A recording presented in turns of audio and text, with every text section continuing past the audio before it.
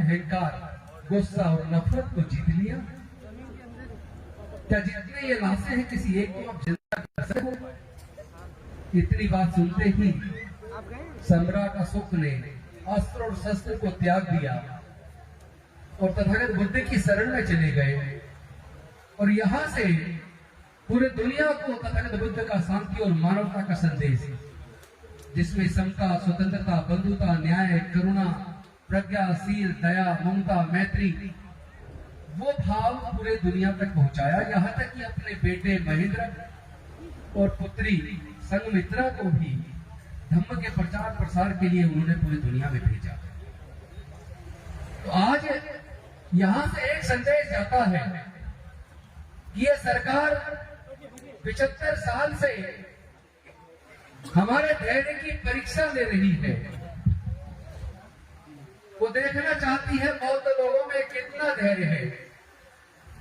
कुछ लोग चाहते हैं कि हम अहंकारी हो जाएं, कुछ लोग चाहते हैं कि ये आंदोलन हिंसक हो जाए, लेकिन हमें सम्राट अशोक से ही सबक लेना चाहिए कि सम्राट अशोक हिंसा से महान नहीं बने। सम्राट अशोक त्याग से, करुणा से, प्रज्ञा से महान बने। तो सरकार के पास तमाम तरह के तरीके होते हैं, सरकार के पास तमाम तरह की एजेंसियां होती हैं। हिंसक आंदोलन हमेशा सरकार कुचल दिया करती है। अगर हिंसा से जीत होती तो आपको पता, नॉर्थ ईस्ट में भी कई आंदोलन चले, मुक्ति के, सब कुचल दिए। कश्मीर के अंदर चला, पंजाब के अंदर चला, सारे कुचल दिए। लेकिन ये बौद्धों का आंदोलन क्यों धीरे धीरे बढ़ रहा है, क्यों सफलता की तरफ आगे बढ़ रहा है? कौन से ऐसे कारण हैं कि देश के प्रधानमंत्री अभी आरएसएस मुख्यालय नागपुर गए, लेकिन वहां से फिर दीक्षा भूमि जाकर तथागत बुद्ध को नमन किया। वो ये संदेश देना चाहते हैं कि मैं भी बुद्ध को मानता हूं। लेकिन इससे काम नहीं चलेगा मोदी जी। नीतीश कुमार जी को तो मैंने खुद सुना, ये कहते हैं कि मैं बौद्ध धर्म को मानता हूं। अगर बौद्ध धर्म को मानते हो तो नीतीश जी बीटी एक्ट 1949, इस एक्ट को एक सेकंड के अंदर, आप चाहे तो एक सेकंड के अंदर खत्म कर सकते हैं। केवल एक अध्यादेश लाने की जरूरत है। और मुझे इस बात की खुशी है कि भंते सुरई ससई जी के नेतृत्व में 1992 में जब आंदोलन चला, हम उस आंदोलन के शरीक रहे। लाखों लोग उसमें शामिल हुए, बहुत बड़ी मात्रा में बौद्ध भिक्षु शामिल हुए। लेकिन हमारे नेतृत्वकर्ताओं के साथ छल किया। उस वक्त उनको शामिल कर लिया, लेकिन ये उनको प्रॉमिस किया कि समस्या का समाधान कर देंगे, लेकिन नहीं किया। लेकिन इस बार मैं निवेदन करूंगा तमाम आयोजक साथियों से, आदरणीय भिक्षु संघ से, किसी भी लालच में हम इस बार आने वाले नहीं हैं। इस बार माओवादी महाविहार की मुक्ति तक आंदोलन चलना चाहिए। किसी कीमत पर आंदोलन इस बार रुकना नहीं चाहिए।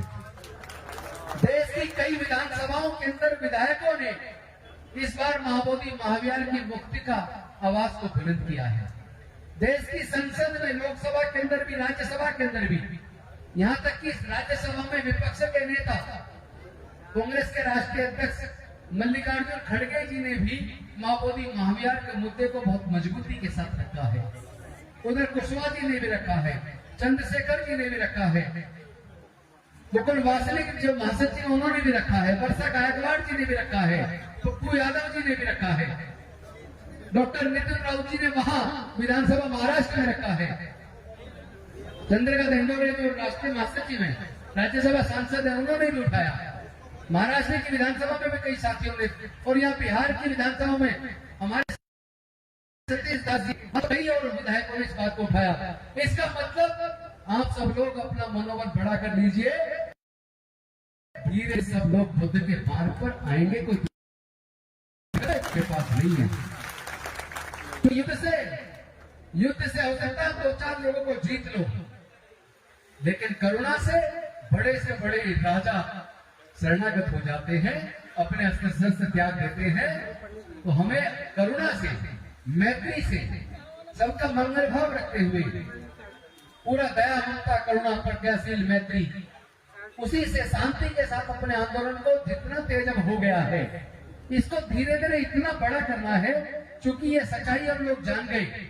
जो लोग ईसाई बने, जो लोग मुसलमान बने, जो लोग सिख बने, ऐतिहासिक सच्चाई ये है कि वो भी 80% से ज्यादा उनके पूर्वज बौद्ध थे, और वो लोग भी इतिहास को धीरे धीरे पढ़कर इस सच्चाई को जान रहे हैं। देश के तमाम दलित, पिछड़े, आदिवासी वो भी अब जान चुके हैं उनके पूर्वज बौद्ध थे।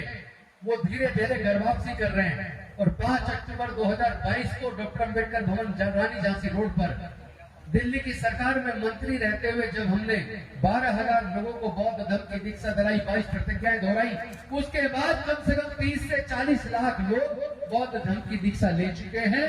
लेकिन कम से कम 20 करोड़ ऐसे लोग हैं जिन्होंने दीक्षा नहीं ली, लेकिन बुद्ध के धर्म को अपने आचरण में उतार लिया है।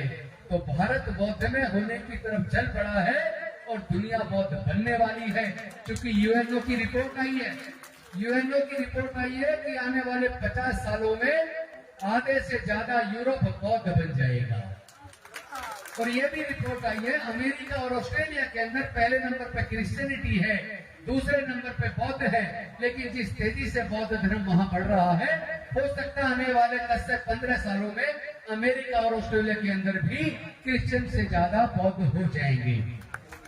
और सबसे खुशी की बात यह है कि जिस तरह दूसरे लोगों पर आरोप लगते हैं कि उन्होंने अपने धर्म को फैलाने के लिए लालच दिया या किसी को डराया, बुद्ध का धम्म किसी लालच से किसी को डरा कर नहीं, बल्कि मानव कल्याण की भावना से, जो शांति और मानवता का संदेश लेते हुए समता, स्वतंत्रता, बंधुता, न्याय, प्रज्ञाशील, करुणा और मैत्री के मार्ग से अपनी अच्छाइयों की वजह से फैल रहा है, तो वो तो फैल कर रहेगा, दुनिया तो बौद्ध में बन के रहेगी।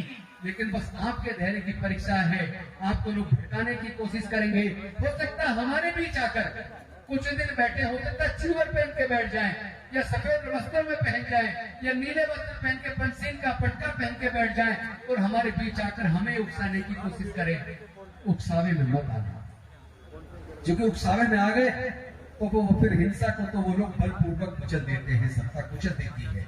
लेकिन शांति से सारी सरकारें डरती हैं। इस आंदोलन को शांतिपूर्ण तरीके से इतना बड़ा करना है, जैसे जैसे ये बड़ा होगा वैसे वैसे सरकारें आपके कदमों में आ जाएगी, और बुद्ध की शरण में आए बिना इस भारत की सरकार के पास भी कोई दूसरा विकल्प नहीं है। क्योंकि भारत की सरकार तो विदेशों में जाकर खुद कहती है हम बुद्ध के देश से आए हैं, हमने दुनिया को युद्ध नहीं बुद्ध दिया, तो फिर भारत के अंदर युद्ध देने की कोशिश मत करो। हम लोग शांति को मानने वाले लोग हैं, शांति से माँ बोधी महाविहार को मुक्त करा कर रहेंगे। पुनः मैं आप सबको सम्राट अशोक जी की, प्रियदर्शी सम्राट अशोक जी की जयंती पर अपार शुभकामनाएं देता हूं। साथ ही साथ डॉक्टर बाबा साहब अम्बेडकर जी ने जो हमारा हजारों साल की गुलामी को तोड़ा और रिजर्वेशन के माध्यम से हमारे आगे बढ़ने के रास्ते बनाए, उनके जाने के बाद उसी रिजर्वेशन को बाबू जगजीवन राम जी देश के उप प्रधानमंत्री रहे, उन्होंने जिस जिस विभाग में मंत्री रहे वहां करोड़ों हमारे लोगों को नौकरियां दी। आज उनकी भी जयंती है, मैं उनकी जयंती पर भी तमाम देशवासियों को शुभकामनाएं देता हूं। बहुत बहुत धन्यवाद, आपने मुझे समय दिया और शांतिपूर्वक सुना। मैं आप सबका आभार व्यक्त करता हूं। नमो बुद्धाय, जय भीम, जय भारत, जय संविधान, जय भारत।